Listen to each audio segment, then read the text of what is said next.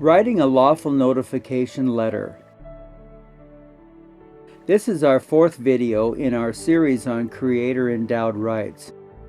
Writing a lawful notification letter is one way where we, as one of the people, can lawfully communicate with those elected oath-taker public servants, Congressmen and Senators, and serve notice of notification of our status as one of the people. It further serves to inform and educate those elected oath-taker public servants that we know and comprehend our rights, and that our oath-taker public servants have no authority to legislate away one of our rights or attempt to diminish a right of the people. If you are viewing this video and were not aware of our previous educational videos in this series, foundational information can be obtained in our three previous videos. Number 1, above the line, below the line. Number 2, the right to defend your rights.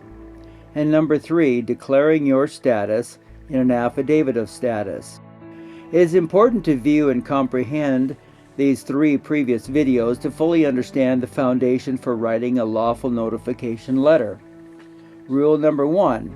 If you don't declare your status as a living, breathing, sentient man or woman with creator-endowed rights, you will surely be treated as a straw man, creation of the state, and subject to every whim of every bureaucrat who desires to rule over you. Rule number 2. If you know your rights were endowed upon you by your Creator, and you also know that your Creator is not the state or federal government, then you will be able to establish your superior position as the master over your public servants. If your Creator-endowed rights are as important to you as they are to me, then there's no way you would give them up for the benefits of being subject to your oath-taker public servants. Here is a general idea how you can lawfully put your oath-taker public servants on notice that you will hold them accountable for violating their oath, affirmation, to support the Constitution, should any action on their part be construed to deprive or diminish one of your rights. Here's the lawful notification letter template. Your name, your address, your city, state, zip code, the date of your letter, by certified mail to your congressman or woman, U.S. Congress 203 Cannon House Office Building, or whatever their address is, Washington, D.C. 20515. Reference, your oath affirmation requires you to protect my right to defend my rights. Mr. your congressman's name here. This letter is lawful notification to you that you are corresponding with one of the people of these United States of America. See attached affidavit. Note, this would be a copy of your notarized affidavit of status as presented in our video declaring your status in an affidavit of status. As one of the people, I was endowed by my Creator with certain unalienable rights, one of those rights being my right to defend my rights. It is important that you know and understand that my Creator-endowed rights are protected and guaranteed by the Constitution and the amendments specific to the Bill of Rights. You took an oath, affirmation, to support and defend the Constitution, encompassing the amendments thereto. The United States Supreme Court has ruled that, quote, the state cannot diminish rights of the people, end quote, Hurtado v. California, 110 U.S. 516. Quote, where rights secured by the Constitution are involved, there can be no rulemaking or legislation which would abrogate them, end quote. Miranda v. Arizona, 384 U.S. 436 at 491. Consider this your formal notification that all my rights must remain inviolate at all times. At no time have I ever given you a delegation of authority to vote to deprive me of a right or to even diminish one of my rights. Not only do I forbid it, but the Constitution forbids what it does not specifically grant. To vote on any issue that would ultimately diminish one of my rights would be a crime against me, a violation of your oath affirmation to support the Constitution, and would be considered warring against the Constitution. No state legislator or executive or judicial officer can war against the Constitution without violating his solemn oath to support it, end quote. Cooper v. Aaron, 358 U.S. 1 at page 18, 1958. Observing the many congressmen and women and senators would lead one to conclude they simply do not have the basic understanding of how their oath is their solemn binding commitment to support and protect the people's creator-endowed rights.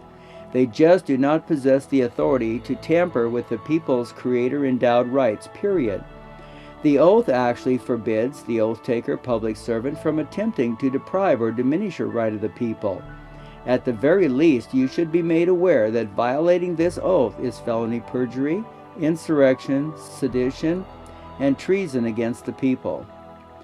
I believe it is also important for you to know and understand that I do not have constitutional rights.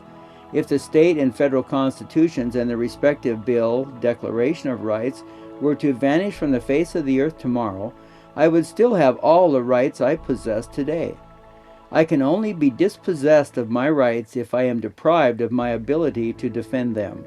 That deprivation alone would be actionable under federal statutes known as the Bivens Action and 18 U.S.C. 241 and Section 242. It is not for any government or any oath-taker public servant to determine for me what is permissible for me to acquire and possess in order to defend my rights to life, liberty, and the pursuit of happiness. By this letter, notification is given that I will be monitoring, maintaining a record, and evaluating any and all communication and actions by all parties specific to this matter pursuant to my creator-endowed rights secured and guaranteed by the federal Constitution and amendments specific to the Bill of Rights.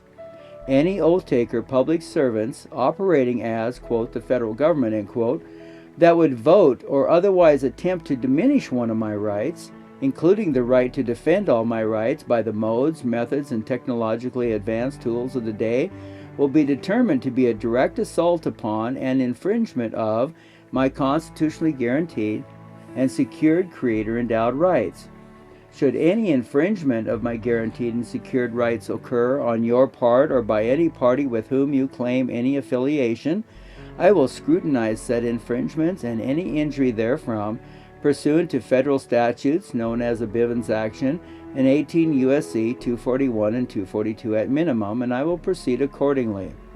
Should there be anything in this formal notice that you lack understanding or that needs clarification, please respond within 21 days. All rights reserved. Your name here, American citizen. Attachments, Affidavit of Status, carbon copy file. From the daily actions taken by our congressmen and women, our senators, president, and those secretaries heading up all those federal bureaucracies and agencies, it is obvious they either possess an ignorance of the rights of the people or an ignorance of their limited delegation of authority. Yet perhaps they are not ignorant of those matters at all. If they are not ignorant of the rights of the people or their limited delegation of authority, then they are knowingly violating their oaths of office by opening their mouths. If they are ignorant of the rights of the people or their limited delegation of authority, they will not have that excuse any longer after you serve them by certified mail your lawful notification letter.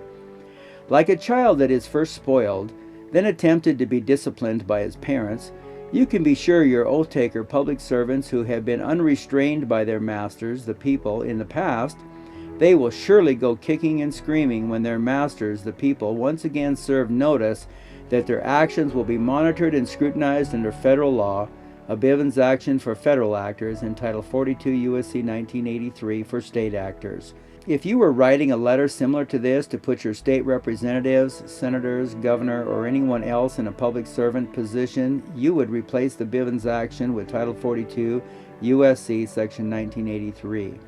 This simple letter will serve several purposes. Number one, it will educate your public servants that you know your rights and your rights cannot be violated by them. And two, it will educate your public servants that their oath of office means they will protect all your rights all the time while operating in their official capacity.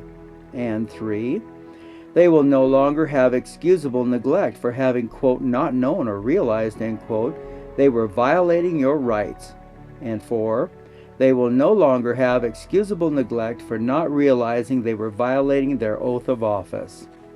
The fact is, every elected oath-taker public servant is presumed to know the law. Do they? By their actions, most would agree that answer would be no. A lawful notification letter may be the most effective tool you have to lawfully communicate with your oath-taker public servants that you will not accept them violating your rights or violating their oath of office. Be respectful when you write your letters, even if you are upset with your oath-taker public servants for their past actions. This is your opportunity to make a difference. When the people stand up for their rights and hold their oath-taker public servants accountable for their actions, we can and will see a positive change in their attitude toward us. Viewing this video will only be a waste of time if you don't take the time to sit down and write some lawful notification letters. They are your servants. You can't complain about their work if you don't instruct them on what they are allowed by you to do for you.